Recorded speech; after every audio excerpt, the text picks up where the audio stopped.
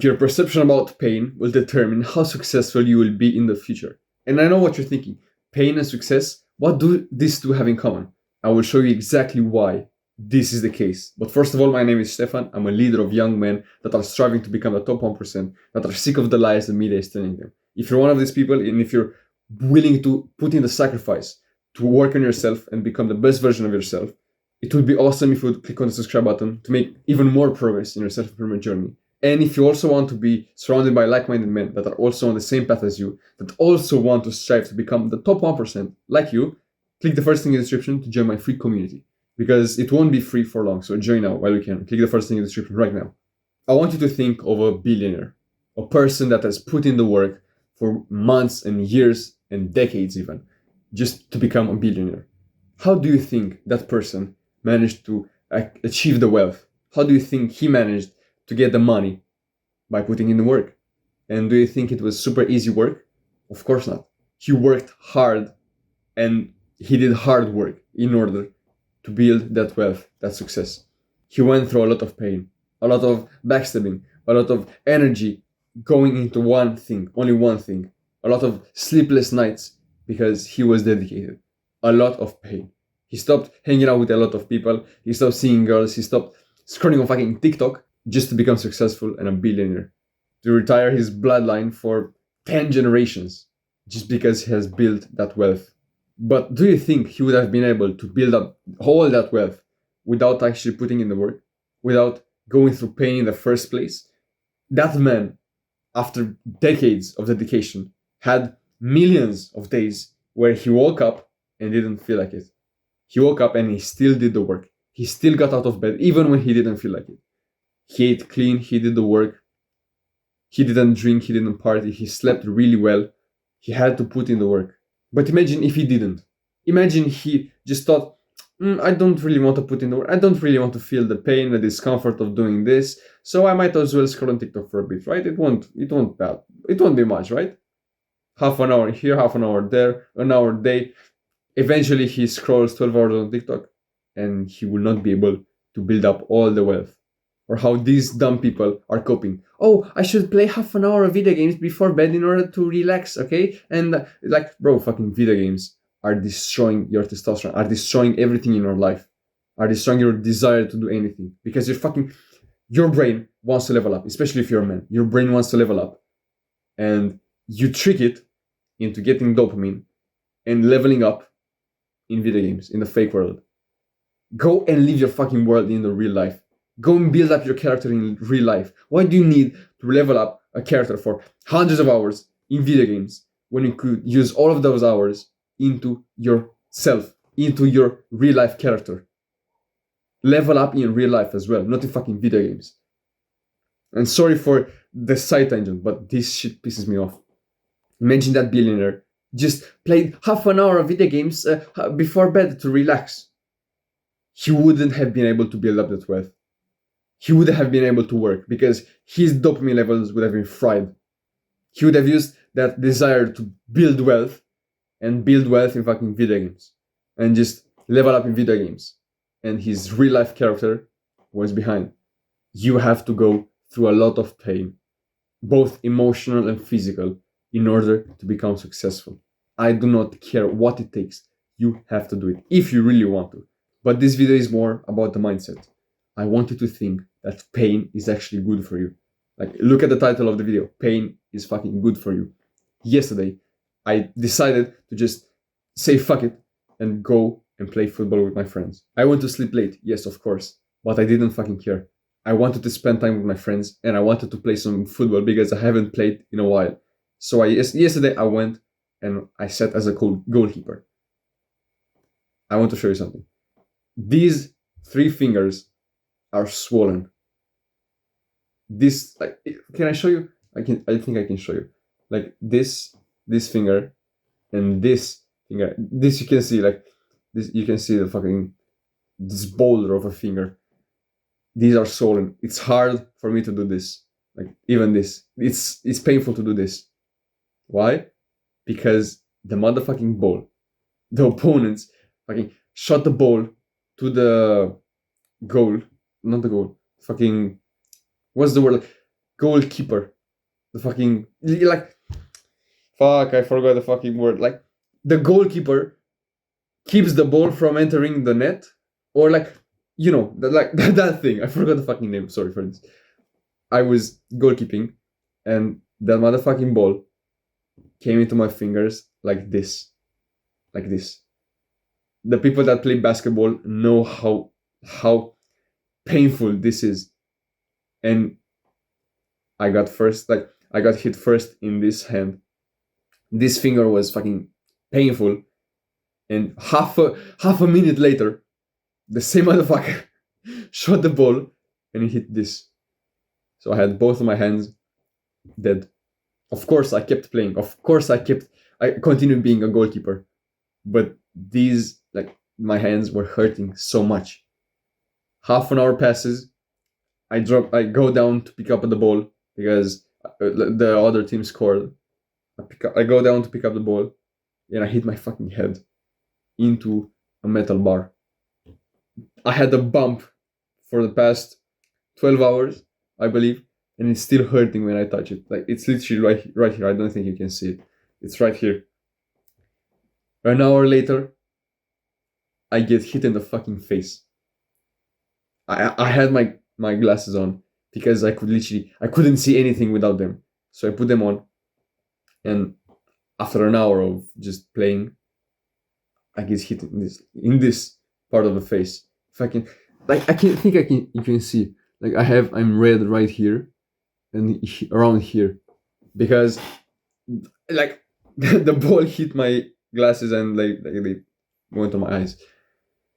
I felt so much pain after all these events, yet they were fine. I was fine after. I was still able to walk after. I felt immense pain, but that pain built me up like as a man. After that, I made sure I wasn't getting hit in the face the second time. After getting hit in my hands, I made sure I wasn't getting hit in the hands like this ever again. After hitting my head on the metal bar, I made sure, and I'm still making sure I'm not hitting my head ever again on the same bar in other bars. It taught me to be more aware of my surroundings. You see how these things, even though yes, they were extremely painful, they are still hurting. Do you see my perception about them? Do you imagine if I was sitting here just crying, oh no, my hand is hurting, I can't play anymore. Instead of using this as fuel for my growth. These were fucking learning lessons. These taught me to not do something. If you avoid pain all the time, you will continue going down and down and down. Because pain makes you realize that you're down and you never want to be back down here again. So you just go up. And you make sure this exact dip, doesn't happen ever again. Of course, there will be multiple dips in the future, but you will know how to navigate them and you will learn from them. But if you just try to run away from the pain, you try to numb your brain with TikTok, Instagram, social media, with fucking video games, you try to numb your brain to run away from the real life pain, you will remain the same. You will even go down without even knowing, because it will be just a subtle drop like this instead of like a huge drop that you feel, because this fucking huge drop will make you go up, but this, you will never feel it, and you will just get used with a new baseline, with a new lower baseline. And then after 6 months you realize, oh, I'm depressed. Why am I depressed? Or like, how am I depressed? And you're surprised by the fact that you're fucking depressed, even though you haven't spent time outside for the past months. You haven't looked at the sun in ages. How am I depressed, bro? I'm depressed. I need medication. Go to the doctor so he could give you your medication, right? And of course, bro, don't be that dumbass that just self-harms themselves. Don't be like, oh, pain is good, so I will jump in front of a plane, in front of a train. Don't fucking hurt yourself intentionally.